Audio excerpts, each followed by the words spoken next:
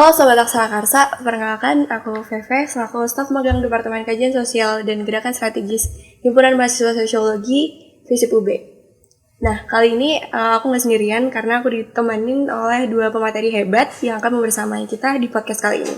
Mungkin dari sekarang ada Mas Didit Haryadi, SOSMA selaku dosen mahasiswa sosiologi, dan juga ada Mas Bram Adi Baskoro selaku Wakil Presiden Badan Eksekutif Mahasiswa Fakultas Ilmu Sosial dan Ilmu Politik Universitas Brawijaya. Mungkin boleh sapa dulu ke kamera. Halo. Oke. Mungkin kali ini di podcast kali ini kita akan membahas tentang September Hitam gitu. Dimana September Hitam ini menjadi bulan yang sangat kelam yang menorehkan banyak sekali luka kepada rakyat Indonesia dan banyak sekali tragedi-tragedi kelam dan juga kasus-kasus pelanggaran HAM yang hingga saat ini masih belum tertuntaskan. Maka dari itu rasa-rasanya penting dan masih relevan bagi kita sekarang untuk tetap merawat ingat dan menolak untuk lupa bahwa tragedi-tragedi yang terjadi di September Hitam ini perlu untuk terus diingat dan juga untuk diperjuangkan gitu agar kejadian-kejadian serupa tidak terjadi dan tidak terulang di kemudian hari. Oke, mungkin langsung aja aku mau tanya gitu ya ke pemateri kita pada kali ini gitu. Menurut Mas Didit sendiri dan Mas Ableh, bagaimana sih pandangan Mas Didit dan Mas Ableh tentang September Hitam? Mungkin boleh dari Mas Didit dulu. Oke, terima kasih. Ini sebenarnya tentang merawat ingatan sebenarnya. Jadi kita ini kan sebenarnya hidup dalam konteks masyarakat yang memproduksi sejarah. Nah, September ini salah satu bulan yang memang melekat dengan peristiwa pelanggaran hak asasi manusia di Indonesia. Kalau kita lacak itu ada 65, lalu ada 84, ada 99, ada 2004 Munir, lalu ada 2019 reformasi di korupsi yang sampai hari ini memang kalau kita lihat belum mendapatkan perhatian yang serius dari negara dan juga presiden yang siapapun yang memimpin di setiap eranya. Yang kedua, karena ini terkait ingatan, harusnya memang kita bisa merawat ingatan itu dalam konteks komunitas ataupun kolektif. Nah, upaya yang bisa dilakukan adalah dengan menggiatkan kegiatan diskusi kali ya.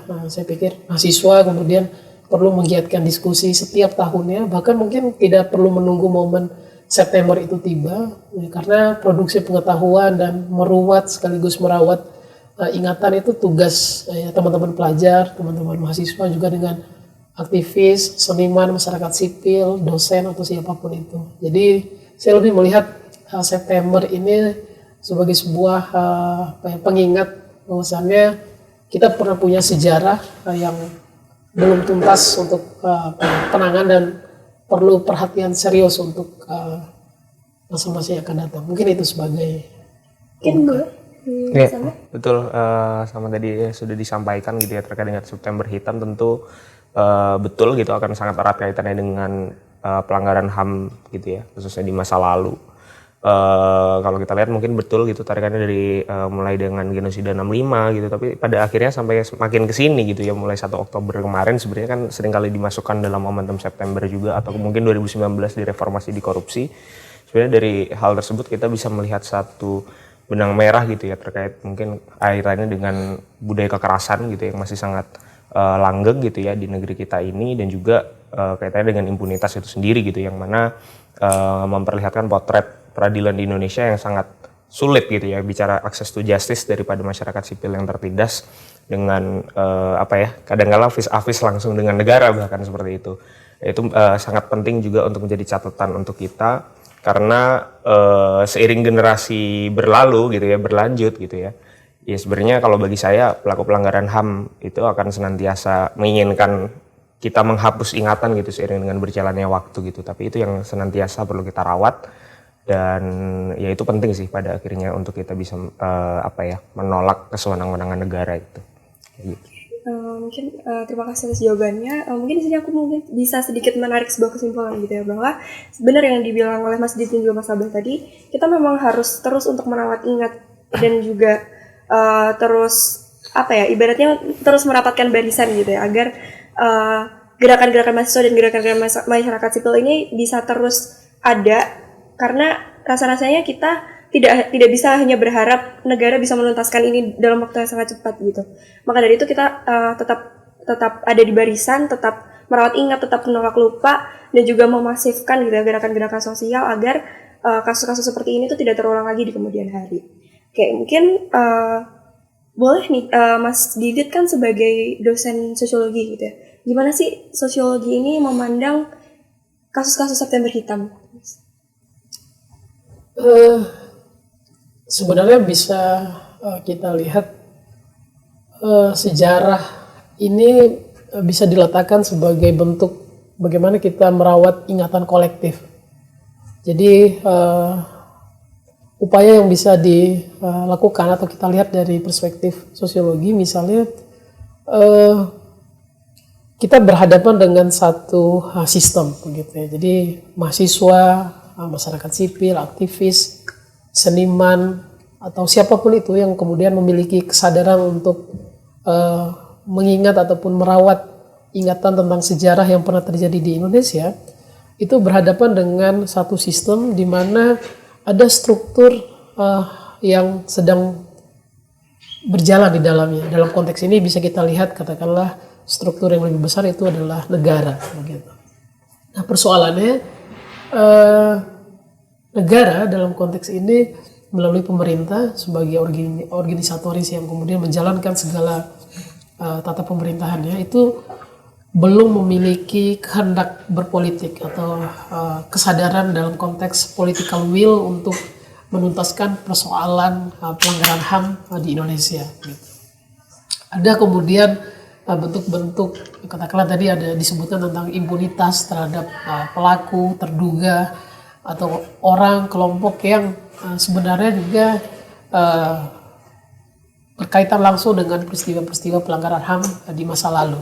Nah, oleh karena itu secara sosiologis kita bisa melihat mahasiswa yang dalam hal ini sebenarnya memiliki posisi sangat strategis untuk memproduksi pengetahuan, kemudian merawat sejarah, itu memiliki peran untuk membangun kesadaran kolektif, membangun kesadaran sosial kepada publik. Oleh karena itu saya pikir bentuk diskusi, seminar, riset yang sifatnya kolaboratif itu sangat penting untuk sekali lagi untuk tidak hanya melihat sejarah ini hanya sebagai sebuah kenangan, tetapi ini lebih daripada itu. Ini tentang satu ingatan kolektif yang perlu dicari solusi dan bentuk penyelesaiannya. Baik, terima kasih Mas Didi atas jawabannya, karena memang penting sekali ya untuk melihat September Hitam ini tidak hanya sebagai September yang terus hitam di setiap tahunnya, tapi bagaimana kita juga bisa memberikan solusi agar penuntasan kasus-kasus ini bisa berjalan dengan baik gitu. Oke, mungkin ke Mas Ableh sebagai mahasiswa psikologi juga nih, gimana sih pendapatnya atau perspektif psikologi yang bisa Mas Ableh berikan kepada kasus-kasus seperti ini, Mas? Ya mungkin beda sama Mas Didi. Mungkin soal akademisi memang expert gitu ya. Kalau aku mungkin tapi ingin sedikit menyambung terkait dengan memori kolektif itu, karena aku sempat menulis esai soal itu untuk tugas magang sebenarnya. Waktu itu sempat diberi highlight gitu ya, kalau misalkan memori kolektif itu sangat penting gitu untuk bisa memahami waktu itu konteksnya kaitannya dengan konflik agraria kayak gitu ya, yang mana lingkungan gitu ya, sosial itu akan merekam satu memori penting gitu tentang bagaimana manusia itu berkembang, bertumbuh dan lain sebagainya gitu. Dan hari ini memori itu yang sebenarnya secara sistematis bagiku ingin coba dihapuskan gitu oleh negara, oleh pelaku-pelaku pelanggar HAM gitu ya. Mungkin satu contohnya misalkan kaitannya dengan pembongkaran Stadion Kanjuruhan gitu ya. Itu bagiku menjadi satu indikasi gitu kalau misalkan memang upaya-upaya menghapus ingatan itu sangat masif gitu dilakukan. Atau kemarin yang rame soal monumen pelanggaran yang di Aceh ya kalau nggak salah. Itu sempat digusur juga kayak gitu, dan hal-hal kayak gitu perlu dilakukan kontra narasi gitu ya daripada masyarakat sipil itu sendiri. Betul gitu, dengan produksi-produksi pengetahuan gitu, dan mungkin kalau misalkan sifat yang lebih kontemporer gitu ya, karena misalkan generasinya sekarang udah bergeser nih gitu kepada generasi Z, ya mungkin misalkan ya melalui podcast seperti ini gitu, atau misalkan kerja-kerja kebudayaan yang akhirnya bisa menguatkan gitu ya ingatan publik terhadap ya memori terhadap kekerasan negara, kurang lebih kayak gitu. Oke, mungkin benar juga yang dibilang Mas Abdul ya, bahwa banyak sekali upaya untuk kita tuh bisa lupa gitu akan tragedi-tragedi itu gitu. Bahkan di lingkungan mahasiswa sendiri gitu, yang dimana kita seharusnya bisa menjadi katalisator gitu untuk merawat ingat kepada seluruh masyarakat gitu. Tapi kadang kita juga dibatasi hak untuk bergeraknya, hak untuk pada akhirnya kita bisa mengingatkan kepada masyarakat luas terkait peristiwa-peristiwa seperti ini, terutama ya kemarin bisa kita lihat sendiri waktu di tragedi Kanjuruhan seperti itu. Oke, mungkin menurut Mas Didit dan juga Mas Abah sendiri, apakah September Hitam masih relevan untuk sekarang melihat bagaimana upaya dari pemerintah ya, dari negara untuk menghapuskan ingatan-ingatan kita terkait peristiwa itu, apakah masih relevan untuk sekarang dan akan terus relevan untuk kedepannya? Saya pikir masih akan sangat relevan, karena basis persoalan yang dihadapi ini adalah tentang eksistensi atau bagaimana warga negara itu bisa terpenuhi haknya gitu. Karena ini kan tentang hak asasi manusia. Jadi selama kita hidup secara sosial dan kita eksis sebagai manusia atau bagian daripada komunitas dan masyarakat, itu akan tetap relevan sampai kapanpun gitu. Karena konteks negara demokrasi itu sebenarnya memberikan peluang kita untuk berekspresi, baik itu berpendapat lalu melakukan advokasi terhadap hak-hak yang tidak terpenuhi oleh negara. Sebenarnya poin penting yang perlu digarisbawahi dalam konteks ini tidak hanya tentang September sebenarnya, itu adalah tentang keadilan sebenarnya. Jadi kenapa ini muncul? Karena adanya ketidakadilan. Nah, yang ingin dikejar itu kan adalah keadilan. Jadi pemunculan keadilan bagi seluruh rakyat Indonesia. Kira-kira begitu kalau kita merujuk ke sila kelima di Pancasila. Sehingga ketika kita berbicara tentang September, tidak hanya September sebenarnya, mungkin karena September ini pas dengan beberapa peristiwa pelanggaran HAM yang memang masuk dalam kategori yang jumlah secara korban itu juga besar begitu, lalu efek atau dampaknya dalam skala sosial politik itu tidak hanya jangka pendek tapi juga jangka panjang.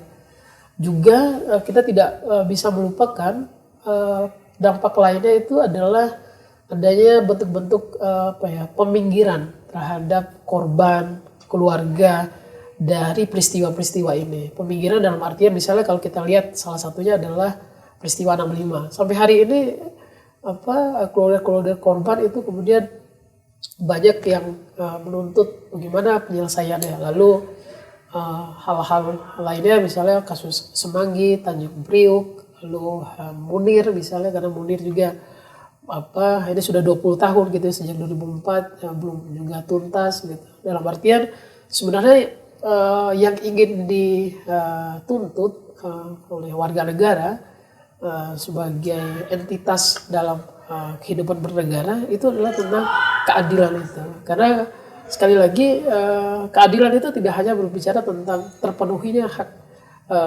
asasi manusia atau katakanlah mendapatkan pengakuan dari negara, tetapi juga mendapatkan perlakuan yang sifatnya setara, dalam artian perlakuan terhadap pelanggaran HAM, pelanggaran hukum yang berlaku di Indonesia atau yang terjadi di Indonesia itu juga harus dilakukan dengan sama di depan hukum. Itu kalau kita melihat dalam perspektif hukum. Tetapi prinsipnya sebenarnya yang ingin dicapai adalah tentang keadilan sosial itu sendiri.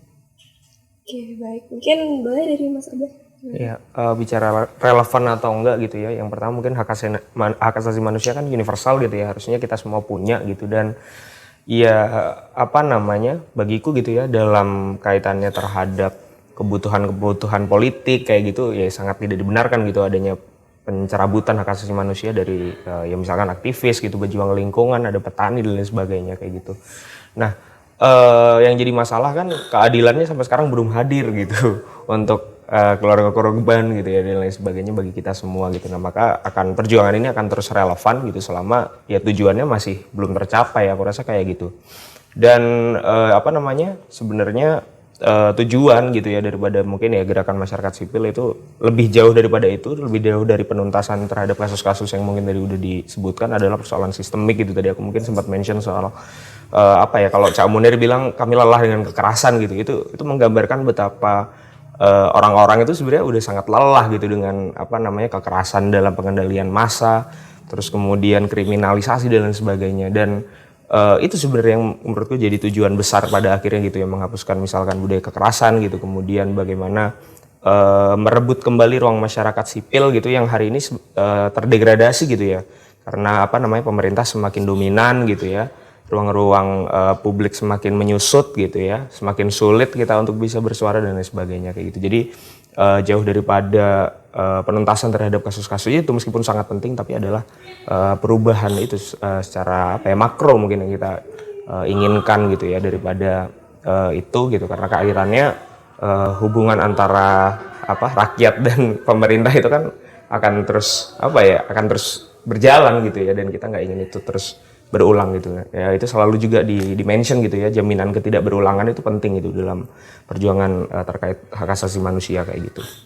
Oke, keren banget jawabannya tadi dari Mas Abe dan juga Mas Dindit gitu ya, benar juga bahwa sebenarnya terkait relevan atau nggak relevan selagi kita ya, terutama sebagai mahasiswa gitu ya, masih terus berusaha, masih terus berupaya untuk merawat ingat gitu. Bukan hanya dengan turun ke jalan, mungkin dari mahasiswa kan juga sudah banyak membuat kajian-kajian ya terkait isu-isu seperti ini, memasifkan kajian-kajian dan juga bahkan banyak juga aksi simbolik ataupun seperti kemarin mungkin ada pameran juga terkait Kanjuruhan dan lain sebagainya. Itu kan juga salah satu bentuk upaya gitu untuk tetap merawat ingat kelamnya September seperti itu. Nah, selanjutnya kita akan bicara terkait refleksi nih di bulan September Hitam. Mungkin sebenarnya ketika kita bicara soal refleksi sebagai mahasiswa dan juga masyarakat sipil, kita sudah merefleksikan itu gitu, agar hal itu tuh tidak terulang kembali gitu. Tapi gimana sih refleksi September Hitam menurut Mas Abah dan juga Mas Didi? Kalau saya 3 hal ya sebagai bentuk refleksi peristiwa pelanggaran hak asasi manusia yang terjadi di bulan September. Yang pertama itu memproduksi kesadaran. Ini tugas siapapun sebenarnya, termasuk mahasiswa, aktivis, seniman, peneliti, akademisi, bahkan mungkin politisi. Gitu.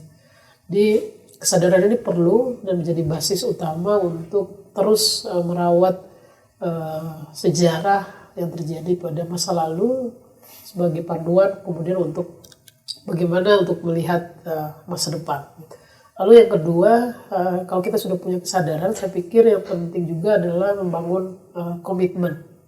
Dalam artian, ketika kita punya kesadaran untuk terus memproduksi adanya pelanggaran, adanya kesalahan, kemudian mengoreksi kesalahan tersebut, kita perlu komitmen untuk terus mengawal dan menjaga agar peristiwa ini itu yang pertama tentu tidak akan berulang, lalu yang kedua perlu mendapatkan keadilan.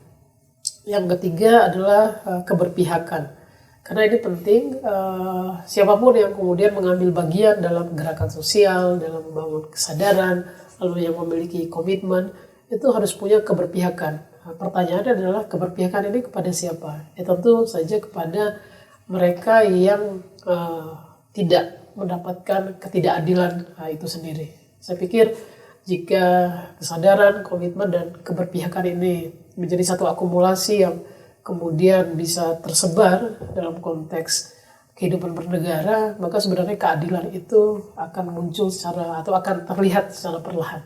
Mungkin itu. Oke, makasih Mas Didit. Mungkin boleh Mas Didit? Ya, mungkin kalau aku ingin coba ngelihat dari perspektif mahasiswa dan gerakannya gitu ya. Apa namanya mungkin yang aku apa ya, kalau kita bisa refleksikan kenapa mungkin gerakan ini pada akhirnya belum cukup punya resonansi gitu untuk mengganggu penguasa mungkin gitu rasanya, adalah yang pertama soal belum adanya transisi gitu ya mungkin daripada gerakan ini sendiri pada bentuk-bentuk mungkin yang lebih kontemporer gitu, yang mana itu sangat penting kaitannya dengan penerimaan publik gitu terhadap propaganda isu yang propaganda isu yang kita lakukan atau kampanye isu yang dilakukan gitu. Karena kalau dilihat negara hari ini kan upaya-upayanya udah semakin canggih gitu ya, udah advance nih mereka gitu. Kalau kemarin misalkan autokratik legalisme dan lain sebagainya gitu, tapi kadangkala gerakan khususnya mahasiswa gitu ya sangat konvensional gitu, bikin kajian gitu terus di deliver gitu, begitu terus gitu, atau misalkan dan lain sebagainya gitu. Dan itu aku rasa rasanya cukup holistik gitu ya di gerakan-gerakan berbasis mahasiswa. Aku rasa masih sangat konvensional gitu, terjebak dalam romantisme 98 terus upayanya di copy gitu di 2024 ini yang menurutku itu kurang relevan. Terus kemudian yang kedua itu juga bicara mungkin sama ya kaitannya dengan keberpihakan, tapi dalam hal ini kaitannya untuk memasang garis demarkasi gitu ya, atau garis pembatas antara kita orang-orang muda, kita mahasiswa dengan penguasa gitu. Karena makin kesini gitu kok rasanya sering gitu ya mahasiswa yang misalkan sering main sama caleg gitu misalkan, atau sering main sama pejabat daerah gitu, atau misalkan sering main sama polisi gitu dan lain sebagainya. Dan hal-hal itu yang akhirnya akan mengikis gitu ya keberpihakan kita seiring berjalannya waktu gitu. Mungkin kita akan bicara kencang sekarang, tapi 20 tahun lagi kita nggak tahu gitu dan lain sebagainya. Kemudian yang juga bagiku penting gitu adalah pijakan ideologis gitu ya, yang aku rasa ini mungkin terasa sekali ya degradasinya di generasi kita sekarang ini gitu. Karena mungkin ada kaitannya sama minat baca gitu ya, kemudian ada kaitannya sama minat belajar gitu ya. Jadi inputnya minim gitu ya, misal ibarat kata baca buku minim gitu, nonton film nggak pernah misalkan kayak gitu, sehingga waktu mau memproduksi sesuatu gitu kualitasnya juga akhirnya buruk gitu. Kita bikin kajian yang asal-asalan gitu ditandingkan dengan analisis ahli misalkan dari DPR RI gitu, yang itu pada akhirnya kita sangat sulit gitu untuk bisa mengimbangi kapasitas daripada rezim hari ini. Dan itu mungkin ya tadi beberapa hal itu yang akan sangat penting untuk kita benahi gitu ke depan, untuk bisa yaitu memperkencang atau memperkuat resonansi kita kaitannya ya kita sebagai oposan gitulah ya daripada rezim yang hari ini berkuasa kayak gitu. Oke, mungkin itu refleksi dari Mas Didi dan juga Mas Bram gitu ya, dimana benar juga tadi yang dibilang bahwa kita juga perlu menginovasikan gerakan gitu, bagaimana pada akhirnya sampai sekarang harus bisa relevan sampai sekarang gitu. Karena sekarang bisa kita pasifkan juga gerakan melalui media kayak gitu-gitu kan, yang sebenarnya itu bisa dimanfaatkan gitu agar gerakan kita tuh bisa tetap relevan. Dan juga tadi benar juga yang dibilang Mas Didit bahwa perlu adanya seperti refleksi yang benar gitu masyarakat sipil pun mahasiswa dalam menangani kasus September Hitam ini gitu. Mungkin yang terakhir boleh Mas Didi dan juga Mas Bro menyampaikan closing statement-nya. Kalau dari saya lebih melihat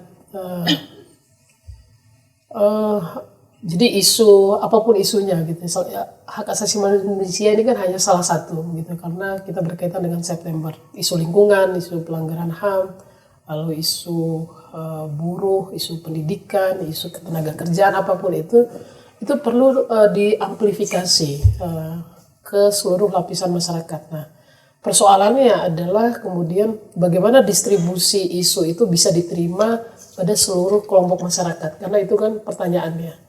Nah, salah satu strategi yang bisa dilakukan itu sebenarnya kelompok mahasiswa gitu ya, pelajar, mahasiswa, peneliti ataupun akademisi, khususnya anak-anak muda, sebenarnya mereka punya peluang untuk menerjemahkan isu itu dalam bahasa yang lebih populer gitu. Jadi kalau kita melihat misalnya gerakan hari ini misalnya, sebenarnya gagalnya gerakan di media itu sudah dibaca 20 tahun yang lalu kalau kita lacak secara akademik gitu ya.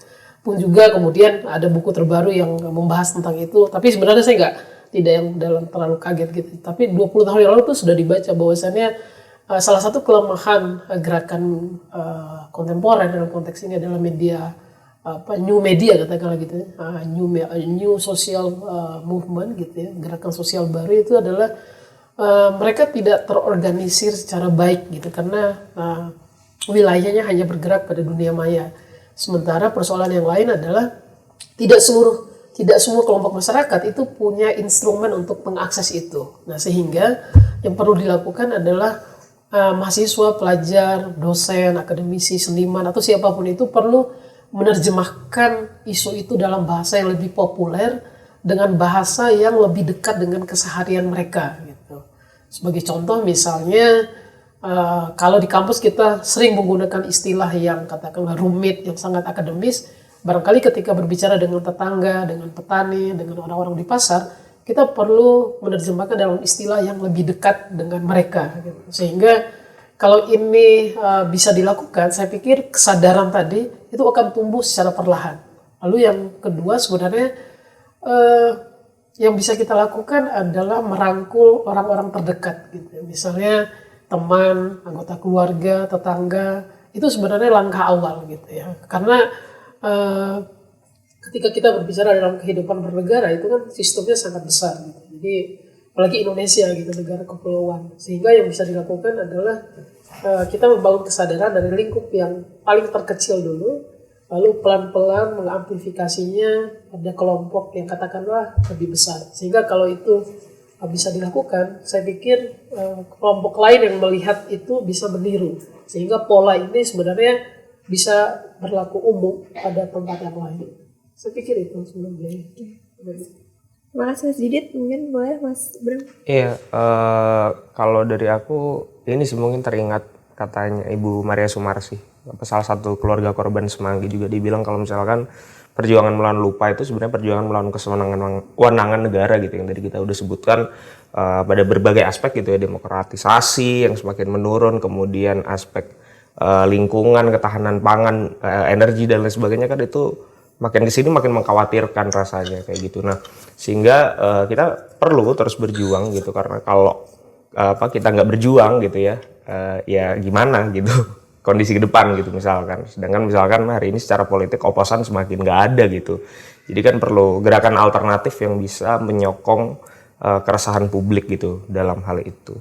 Terus kemudian yang kedua soal konsistensi gitu ya. Mungkin kalau Che Guevara bilang kalau saya nggak peduli kalau saya mati, yang penting ada yang ngambil senjata saya terus nembakin lagi gitu ke orang-orang yang dianggap musuh kayak gitu. Jadi kira penting untuk menyambung gerakan ini dari masa ke masa gitu, karena ya misalkan ya bukan bermaksud pesimis gitu ya, tapi dari 65 sampai sekarang udah berapa puluh tahun gitu dan progresnya kan sangat lambat gitu, sehingga perlu untuk diwariskan gitu dari generasi ke generasi untuk terus menyambung gerakan, untuk terus merawat ingatan itu tadi gitu ya. Kemudian juga penting kita gitu menjadi inisiator juga dalam pembudayaan ya mungkin kalau di lingkup pendidikan ya, yang berperspektif HAM misalkan kayak gitu, kemudian inklusif gitu ya dan lain sebagainya gitu, karena memutus mata rantai tadi misalkan gerakan yang udah normal dengan kekerasan gitu, generasi gitu ya yang merasa normal dengan kekerasan, generasi yang nggak masalah dengan korupsi dan lain sebagainya, itu perlu diputus dari sekarang gitu. Dan ya itu rasanya hal-hal kecil yang bisa kita lakukan, segala hal gitu meskipun kecil bisa dipahami sebagai kemenangan gitu untuk menuju tujuan kita di masa mendatang kayak gitu sih. Oke, terima kasih Mas Didit dan juga Mas Bram.